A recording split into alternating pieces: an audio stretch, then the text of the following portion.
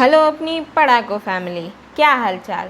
तो आइए आज हम आपके लिए लेकर आए हैं क्लास 9 के साइंस का chapter number 2 purity of matter का नेक्स्ट लेक्चर लेकर के। तो आइए शुरू करते हैं। देखिए, ये जो हमारा चैप्टर 2 है प्योरिटी ऑफ मैटर, इसको जो है एनसीईआरटी में उन्होंने are the matters around us pure के नाम से दिया है।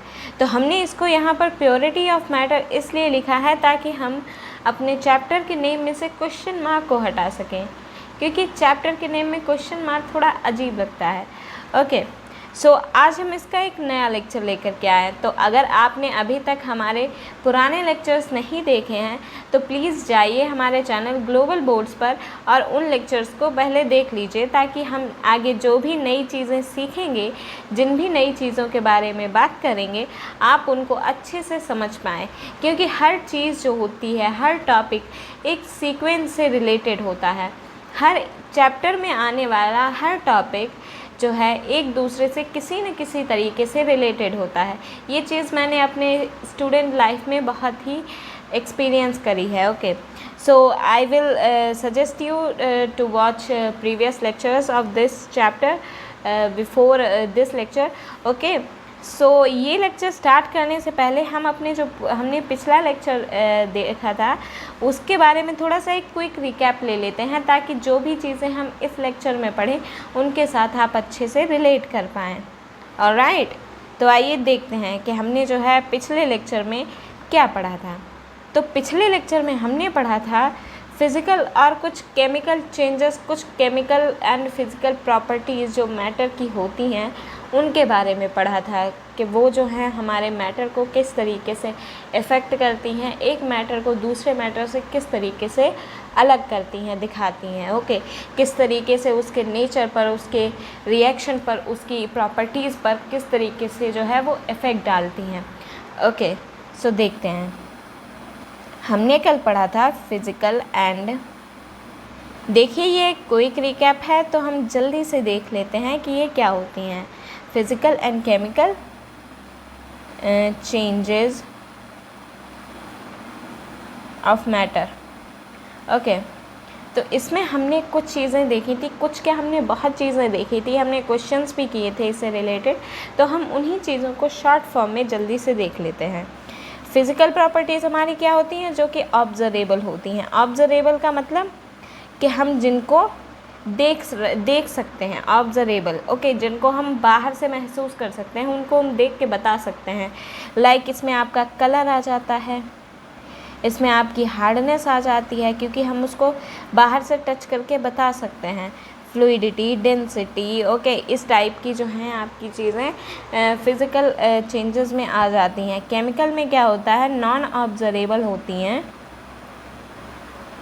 नॉन ऑब्जर्वेबल होती हैं, एंड ये जो होती हैं at chemical level, chemical level पर होती हैं, जहाँ पर आपके पार्टिकल्स पाए जाते हैं, जहाँ पर आपके आयंस पाए जाते हैं। तो उस जगह पर जाकर हम नहीं देख सकते हैं कि क्या चेंजेस हो रहे हैं, तो इसको जो है हम नहीं देख सकते हैं। इसमें आपकी जो कि कोई भी मैटर किसी दूसरे सब्सटेंस के साथ जिस तरीके से रिएक्ट करता है वो चीज़ इसमें आती है। ओके, अगर हम स्टेट की बात करें, स्टेट चेंज जो होता है वो आपका एक फ़िज़िकल नेचर होता है। ओके, फ़िज़िकल चेंज होता है, क्योंकि उसमें सिर्फ स्टेट चेंज हो रही है, उस सब्सटेंस का जो केमिकल नेचर है वो चेंज नहीं हो रहा है। तो स्टेट चेंज जहाँ पर हो रही है हम उसको फ़िज़िकल चेंज बोलेंगे। ओके, केमिकल चेंजेस में जहाँ पर भी कोई भी रिएक्शन हो रही है, जैसे बर्निंग की बात करें तो बर्निंग में क्या होता है, दो सब्सटेंसेस मिलके एक नया सब्सटेंस बनाते हैं जो कि उन दोनों से ही अलग होता है। तो ये चेंज जो होता है वो आपका केमिकल लेवल पर हो रहा होता है, तो हम उसको क्या बोलते हैं, केमिकल चेंज बोलते हैं।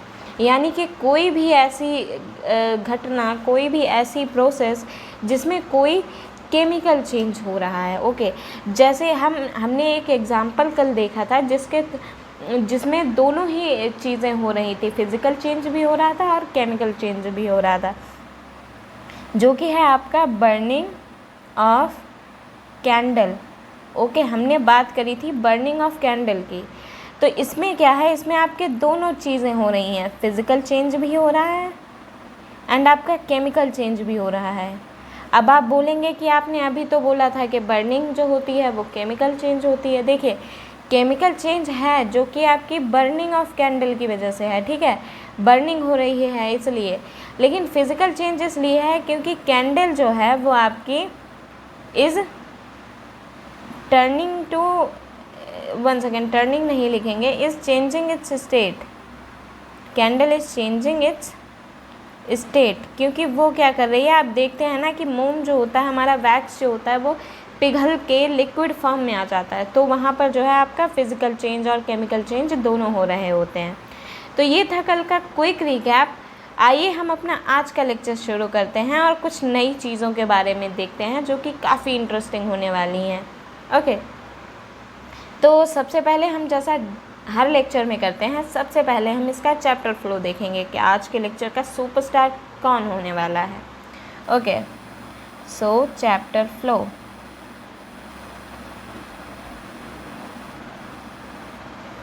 देखिए हमारा फर्स्ट टॉपिक क्या है, टाइप्स ऑफ प्योर सब्सटेंस। सबसे पहले हम ये हेडिंग डालकर इसके बारे में जानेंगे कि हम किस बेसिस पर किसी भी प्योर सब्सटेंस को डिवाइड करते हैं, क्लासिफाई करते हैं। ओके, फिर इसी में जो दो हमारे टॉपिक आते हैं जो कि प्योर सब्सटेंस के टाइप होते हैं, एक होता है आपका एलिमेंट एंड एक होता है आपका कंपाउंड।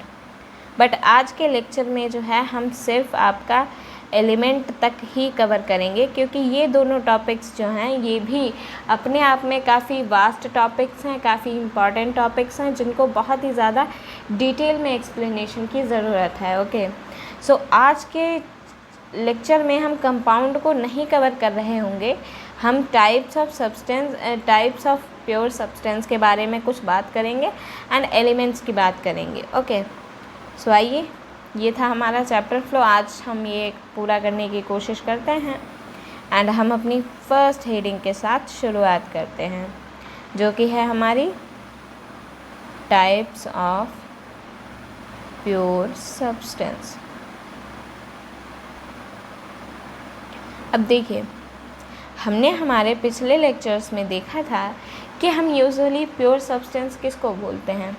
प्योर सब्सटेंस हम उसको बोलते हैं जिसमें सिर्फ एक ही टाइप के पार्टिकल्स, आयंस, एटम्स प्रेजेंट होते हैं।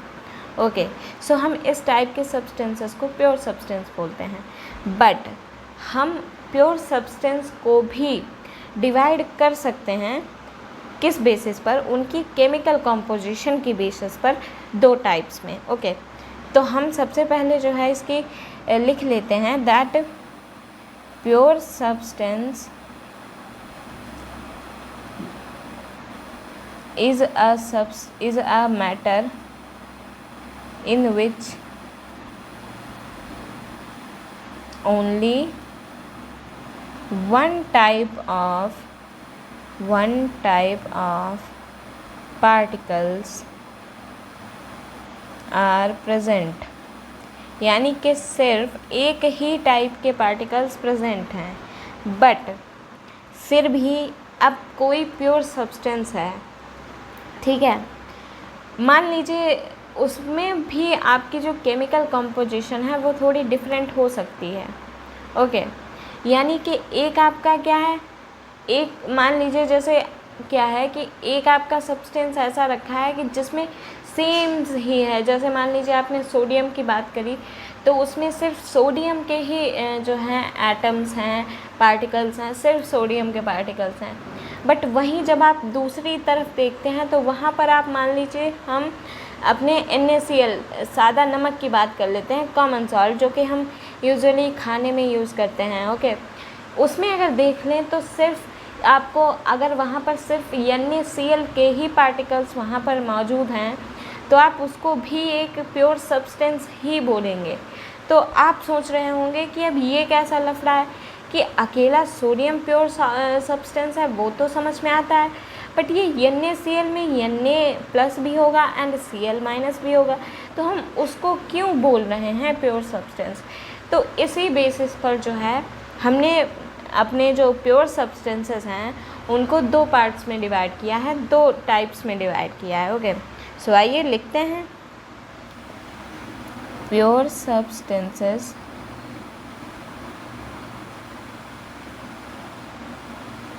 Are classified into two types,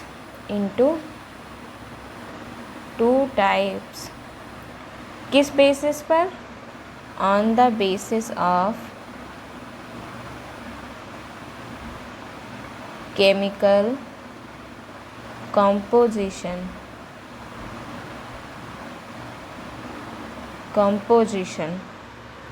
अब हम यहाँ पर लिख लेते हैं कि हमने इनको किस किस में डिवाइड करा है। ओके, तो हमने इनको डिवाइड करा है सबसे पहला आपका एलिमेंट में, ओके, और दूसरा आपका कंपाउंड में।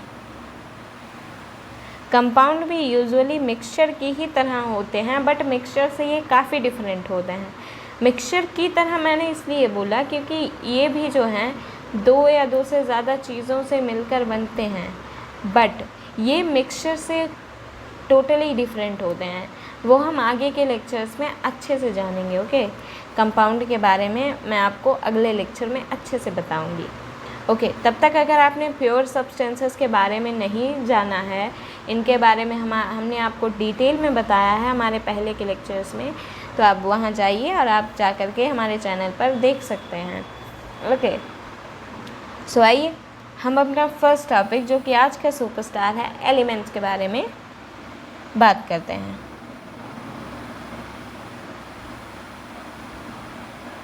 एलिमेंट क्या होता है? एलिमेंट जिसको हम हिंदी में तत्व बोलते हैं।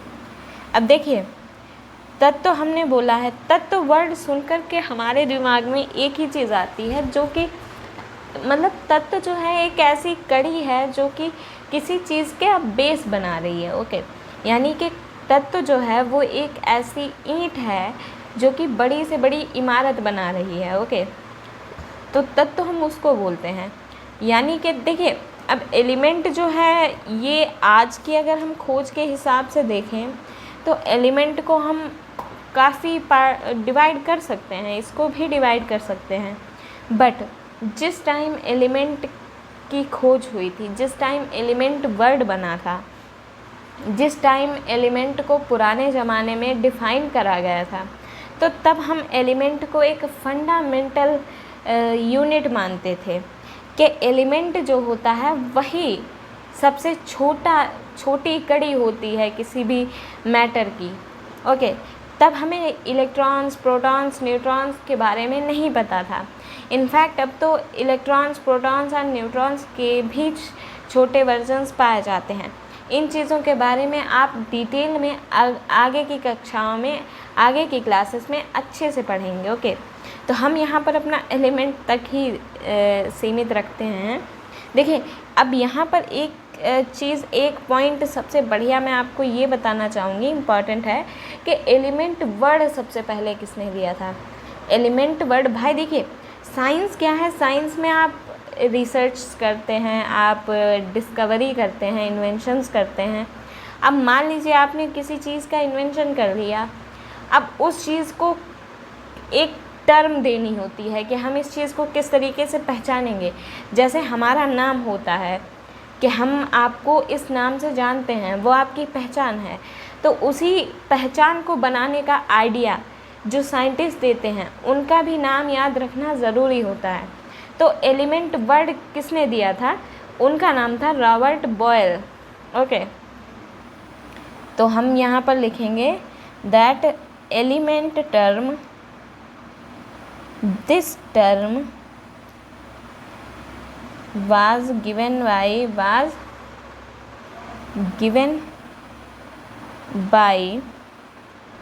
Robert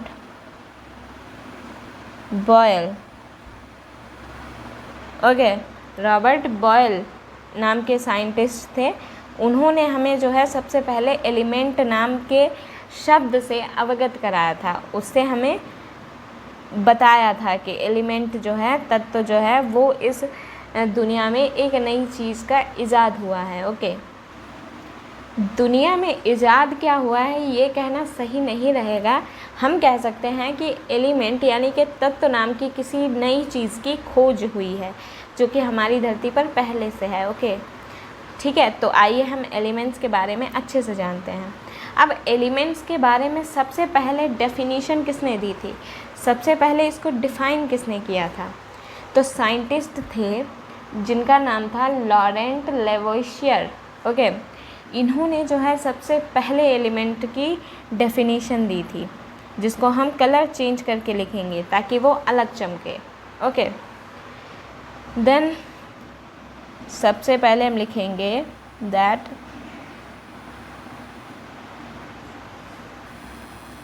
element word was firstly means सबसे पहले, firstly defined, one second,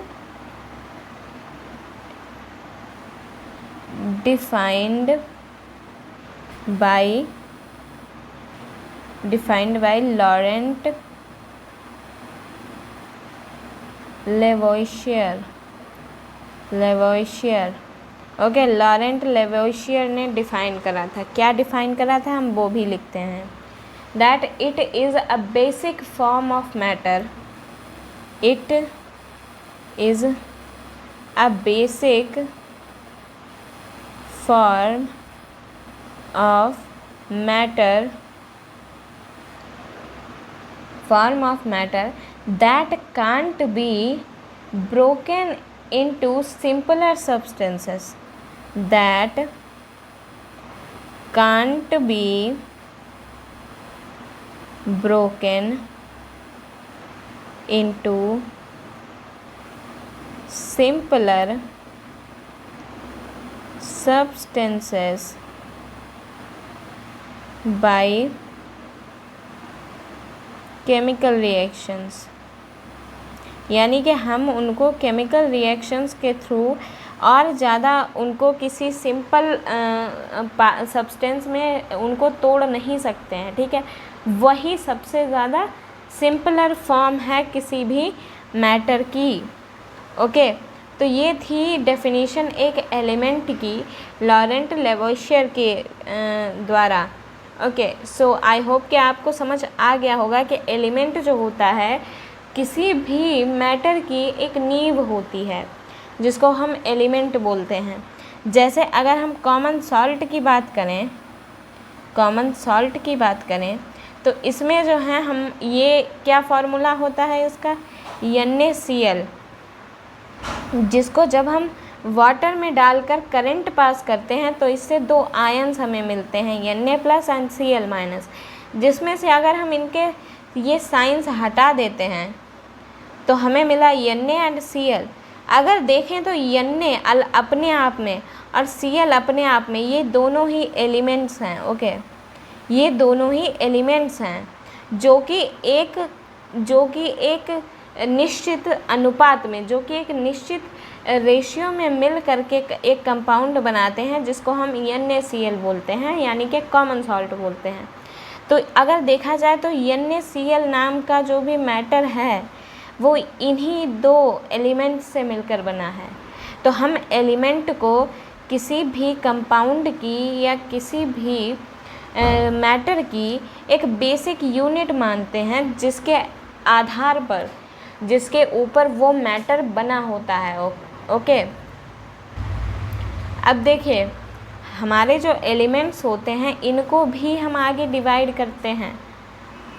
3 types के होते हैं आपके एलिमेंट्स। ओके, यानी कि अगर हम एक एलिमेंट की बात करें तो आपने आवर्त सारणी के बारे में आप सभी जानते ही होंगे। एलिमेंट जो होता है इसको हम, एलिमेंट हैं आपके आवर्त सारणी में पाए जाते हैं जो कि 100 से भी ज़्यादा हैं। ओके, तो उनको जो है हमने 3 पार्ट्स में डिवाइड किया है। किस बेसिस पर? उनकी जो गुण हैं, उनकी जो क्वालिटीज़ हैं, उनकी बेसिस पर हमने इनको 3 पार्ट्स में डिवाइड करा है। एक आपका जिसमें से है मेटल्स, जिनको हम धातु बोलते हैं, धातु।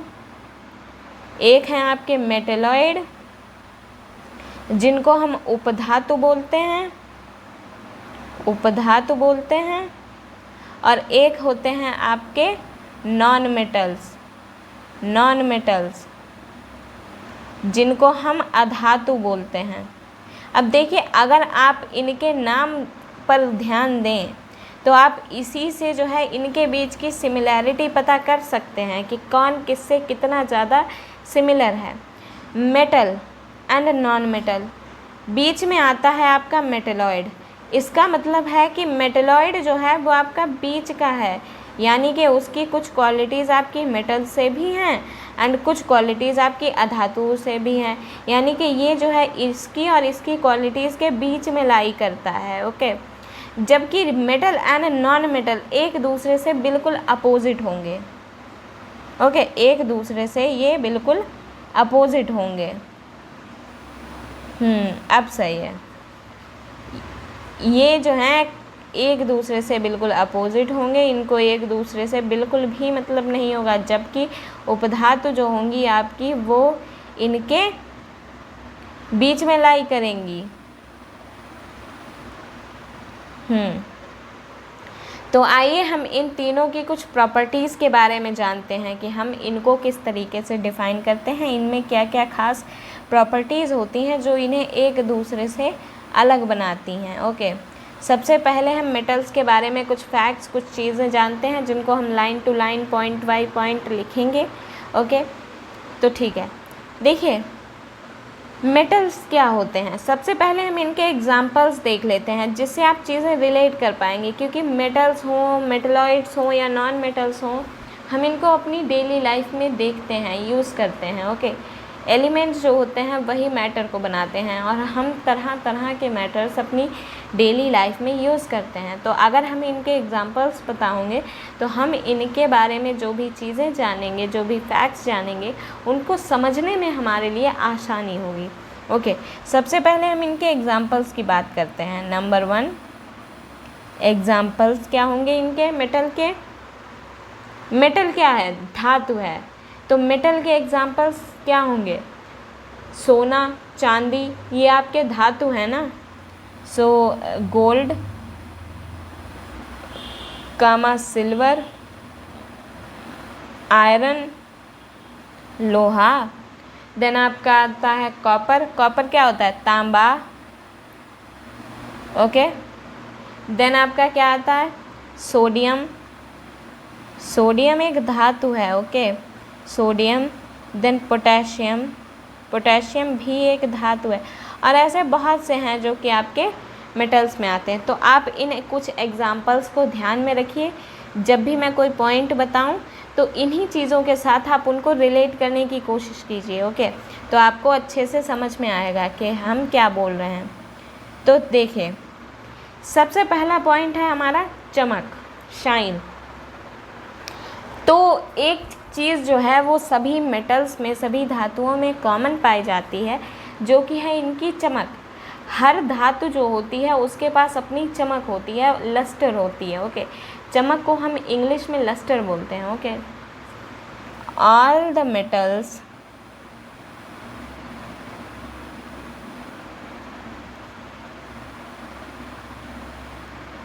वन सेकेंड, ये केमिस्ट्री है। केमिस्ट्री में हम ऑल द नहीं यूज़ कर सकते हैं क्योंकि कहीं ना कहीं कोई ना कोई एक्सेप्शन आ ही जाता है। ओके, तो हम क्या बोलेंगे? Metals have lustre.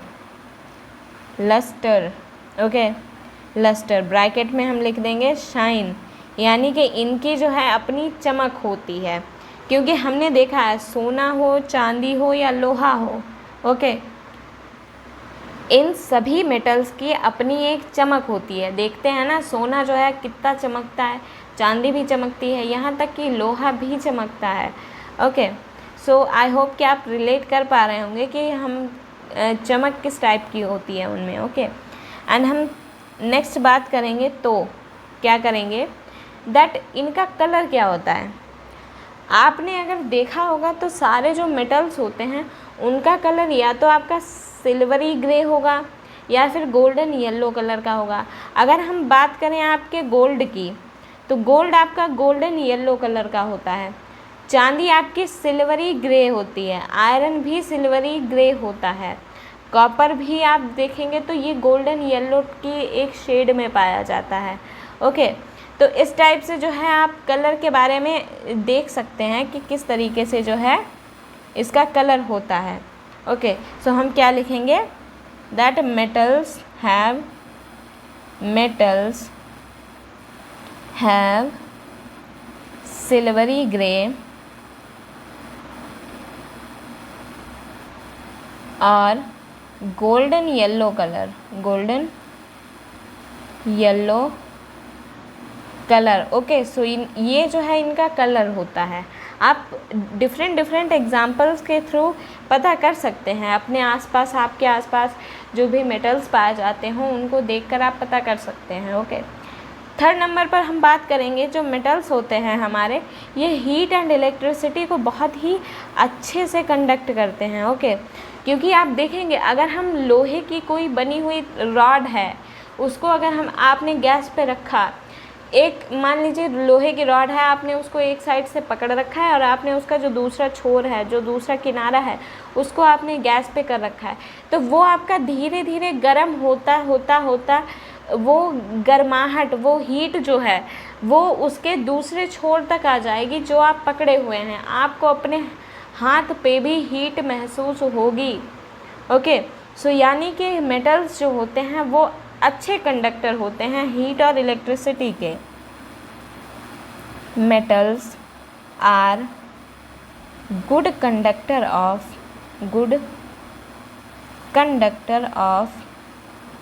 Heat and electricity.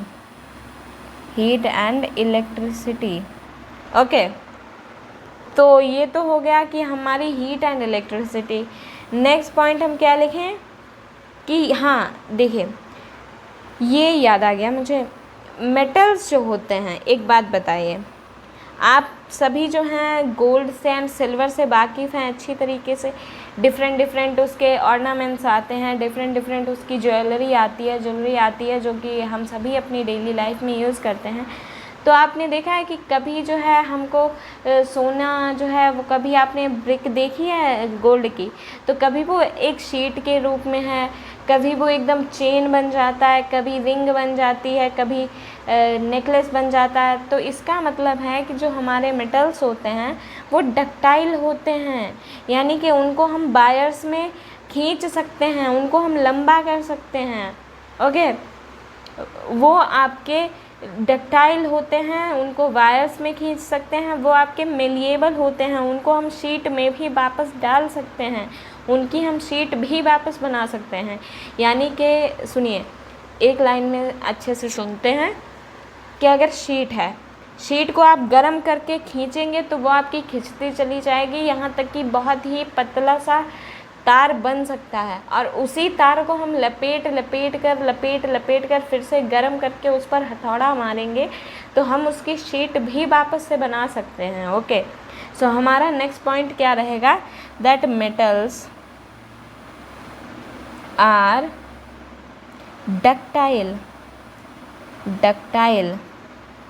Ductile का क्या मतलब है, that can be, one second, इसको हम अलग कलर से लिखते हैं तो ये जो है आपको क्लियरली विजिबल होगा, can be drawn into wires. Okay, यहाँ पर इसको भी चेंज करते हैं।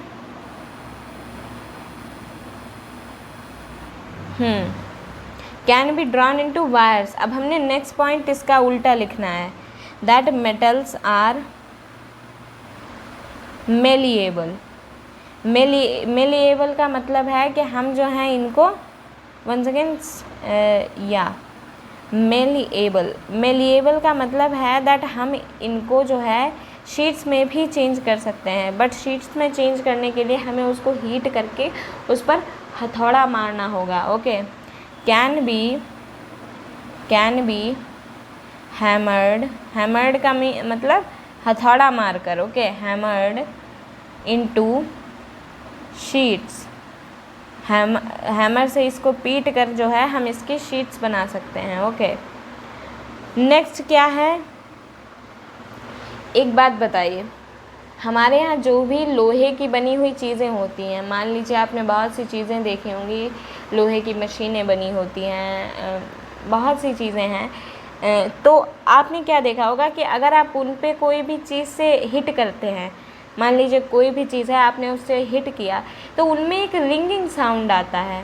लाइक आप कभी मंदिर गए हो तो आपने वहाँ पे जो घंटा लगा होता है, जो वहाँ पर बेल लगी होती है टेम्पल में, तो उसको जब आप बजाते हैं तो वहाँ पर जो रिंगिंग साउंड आता है वो सभी ऑलमोस्ट सभी मेटल्स में आता है, okay.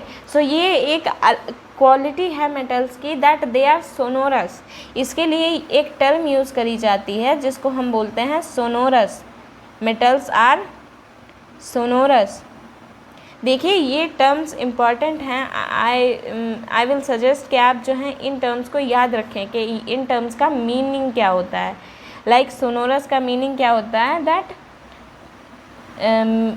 Make ringing sound when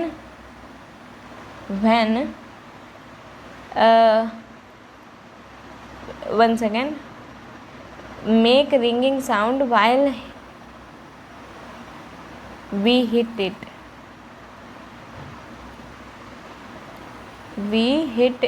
okay. यानी कि जब हम इसको हिट करते हैं तो वो एक रिंगिंग साउंड देते हैं, जिस प्रॉपर्टी को हम क्या बोलते हैं, सोनोरस बोलते हैं, ओके। अब देखिए जो सारे मेटल्स होते हैं वो हमने ज़्यादातर देखा है सॉलिड्स होते हैं, राइट।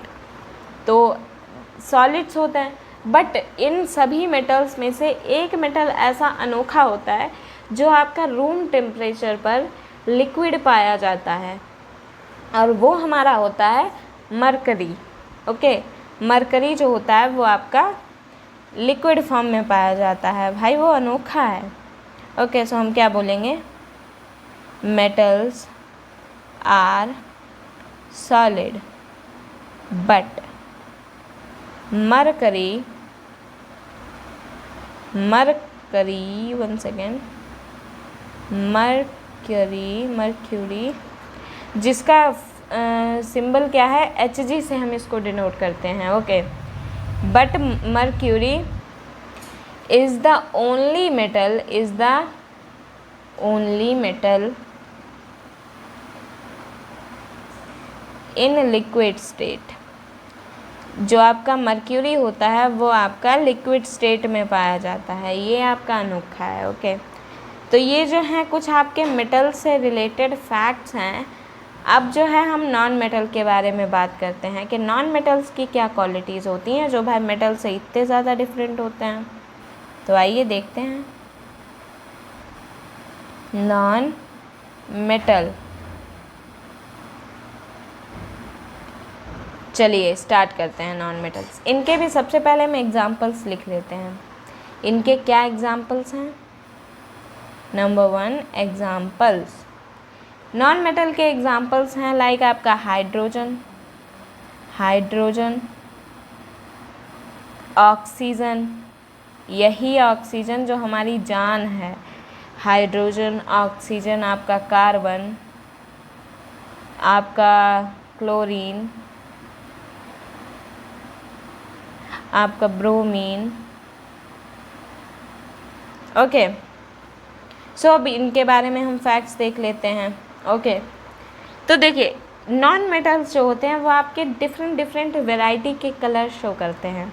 लाइक क्लोरीन आपका जो है ये आपका थोड़ा हल्का सा ग्रीनिश येलो कलर का होता है। ब्रोमीन जो होता है ये आपका थोड़ा सा रेडिश ब्राउन कलर का होता है, ओके। ऑक्सीजन जो होता है ये आपका बहुत ही लाइट पेल ब्लू कलर का होता है, ओके। सो इनके जो है इनके पास वैरायटी ऑफ कलर्स होते हैं। Non metals show variety of colours, okay. तो इनमें जो है डिफरेंट डिफरेंट कलर्स पाए जाते हैं। अब देखिए, जहाँ आपके मेटल्स जो हैं वो हीट एंड इलेक्ट्रिसिटी के एक गुड कंडक्टर थे, वहीं पर ये जो हैं पुअर कंडक्टर हैं। ये जो हैं पुअर कंडक्टर हैं। कैसे लिखते हैं हम? Non metals are poor conductor of heat and electricity. Okay, next हम क्या देखेंगे कि देखिए, जो आपके मेटल्स थे उनमें चमक पाई जाती थी, बट इनमें चमक नहीं पाई जाती। तो ये जो होते हैं लस्टरस नहीं होते हैं, ना ही इनमें चमक पाई जाती है, ना ही इनमें कोई आवाज़ होती है, रिंगिंग साउंड नहीं, ना ही इनको जो है शीट में या फिर इनको जो है डक्टाइल यानी कि इनको जो है तार में खींचा जा सकता है। तो इनमें ये कोई भी क्वालिटीज़ नहीं होती हैं। ये आपके टोटली मेटल्स के अपोजिट होते हैं। So non metals are not lustrous, यानी कि इनमें कोई चमक नहीं होती। नॉट लस्टरस, और क्या है? Not lustrous, not sonorous, not sonorous. Sonorous मतलब कि वो उनमें कोई भी रिंगिंग साउंड नहीं पाया जाता है। नॉट मेलिएबल, यानी कि इनको जो है शीट वगैरह से कोई मतलब नहीं होता, इनको नहीं चेंज करा जा सकता। ओके, सो नॉन मेटल्स में ये कोई भी क्वालिटीज़ नहीं होती हैं। तो जो भी क्वालिटीज़ हमारी मेटल्स में पाई जाती हैं, आप उनका उल्टा इसमें लिख दीजिए नॉन मेटल में, आपके नॉन मेटल्स की क्वालिटीज़ आ जाती हैं। ओके, जिसमें से एग्जांपल में आपके hydrogen, oxygen, carbon, chlorine, bromine. Okay, अब देखिए, मैं यहाँ पर आपको एक फैक्ट बताती हूँ। आप में से बहुत लोगों ने जो है वो देखी होगी हमारी, क्या बोलते हैं उसको, आवर्त सारणी, यानी कि पीरियोडिक टेबल, जिसमें जो है सारे एलिमेंट्स दिए होते हैं। तो इसमें से आपको कैसे पता करना है? इसमें आपको ये देखना है कि देखिए, पीरियोडिक टेबल में लेफ़्ट साइड में जितने भी आपके एलिमेंट्स होंगे वो आपके मेटल्स होंगे। लेफ़्ट साइड में सभी मेटल्स हैं। ओके, एंड आपके राइट साइड में सभी नॉन मेटल्स हैं, non metals. Okay, and metals and non metals के बीच में यहाँ पर जो है एक आपको छोटा सा कॉलम मिलता है, जहाँ पर जो है आपके क्या दिए होते हैं, ऐसे ही नहीं दिए होते हैं आपके मेटलॉइड्स, वो कुछ इस तरीके से सीढ़ी बनाते हुए दिए होते हैं, जो कि होते हैं आपके मेटलॉइड्स। ओके, सो उसी हिसाब से जो है इनकी आपकी क्वालिटीज़ होती हैं, प्रॉपर्टीज़ होती हैं, यानी कि मेटल्स एंड नॉन मेटल्स एक दूसरे के अपोजिट होते हैं, एंड मेटलॉइड्स जो होते हैं वो इनके बीच में क्वालिटीज़ जो होती हैं उनको रखते हैं। ओके, तो मेटलॉइड्स जो होते हैं उनके बारे में हम इतना ही लिखेंगे, लिख लेते हैं हम,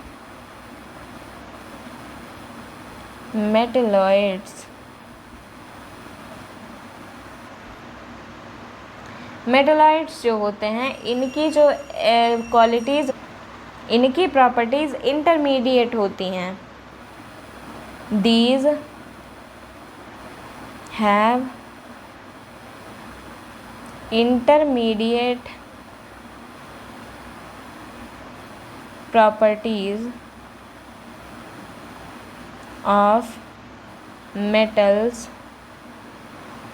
and non-metals.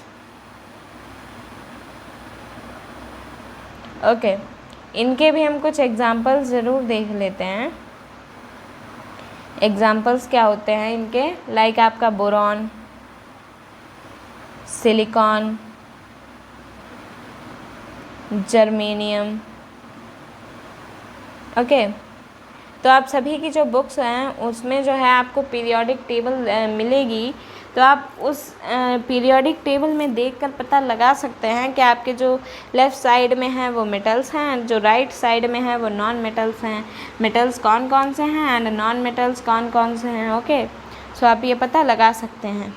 अब देखिए, अब जो है हम कुछ कॉमन बातें करते हैं, इन चीज़ों को साइड में हटा करके टोटल एलिमेंट्स के बारे में कुछ इंटरेस्टिंग से फैक्ट्स जानते हैं जो कि फुल पीरियोडिक टेबल से रिलेटेड हैं।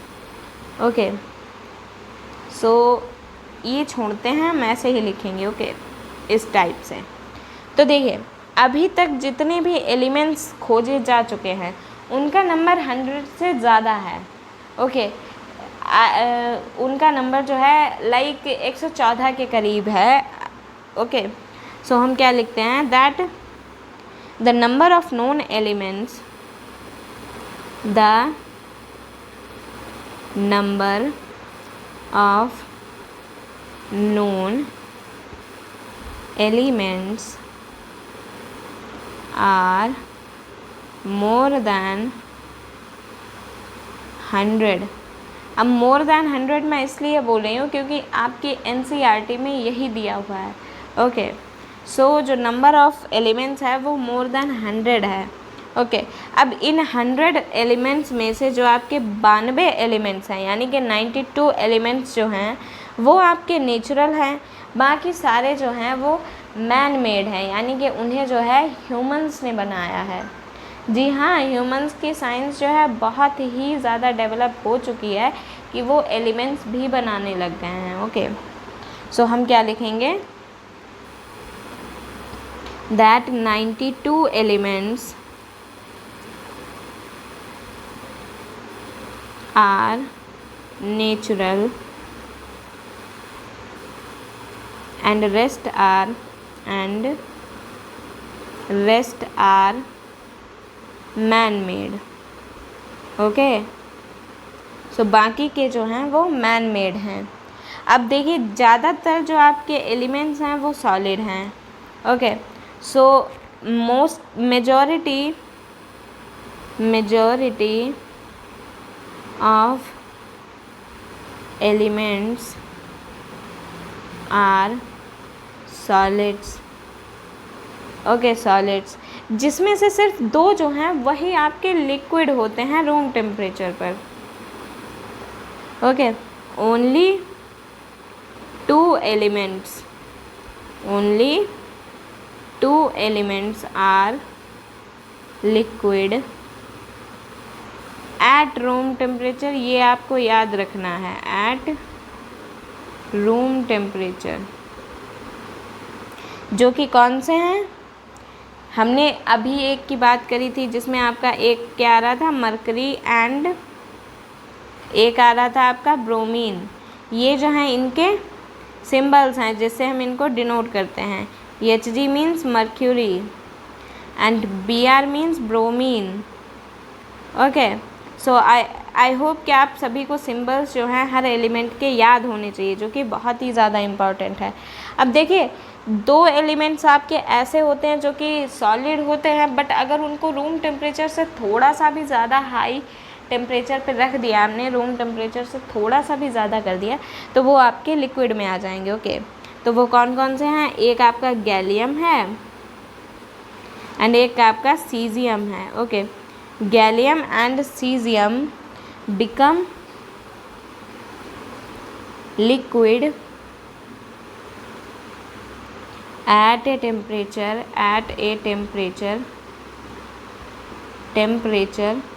slightly above, स्लाइटली हम ज़रूर लगाएंगे, स्लाइटली above रूम टेम्परेचर, यानी कि रूम टेम्परेचर से अगर हमने थोड़ा सा भी इनको ऊपर टेम्परेचर पे रख दिया तो ये अपने लिक्विड में आ जाते हैं। ओके, सो यानी कि जो हैं टोटल आपके मोर दैन 100 एलिमेंट्स जो हैं वो आपके डिस्कवर हो चुके हैं। पीरियोडिक टेबल में आई थिंक 114 एलिमेंट्स जो हैं आपको करंट में दिए जाते हैं, जिसमें से 92 एलिमेंट्स जो हैं वो आपके नेचुरल हैं, बाकी के सारे जो हैं वो मैन मेड हैं। ओके, जिसमें से ज़्यादातर एलिमेंट्स आपके सॉलिड्स हैं।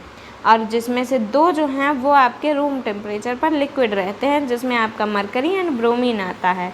और 2 जो आपके एलिमेंट्स हैं यानी कि गैलियम और सीजियम, वो आपके रूम टेम्परेचर से थोड़ा सा ज़्यादा टेम्परेचर जाने पर जो है वो आपके लिक्विड में चले जाते हैं। ओके, सो मेटलॉइड्स जो होते हैं इनकी इंटरमीडिएट प्रॉपर्टीज़ होती हैं मेटल्स एंड नॉन मेटल के बीच में।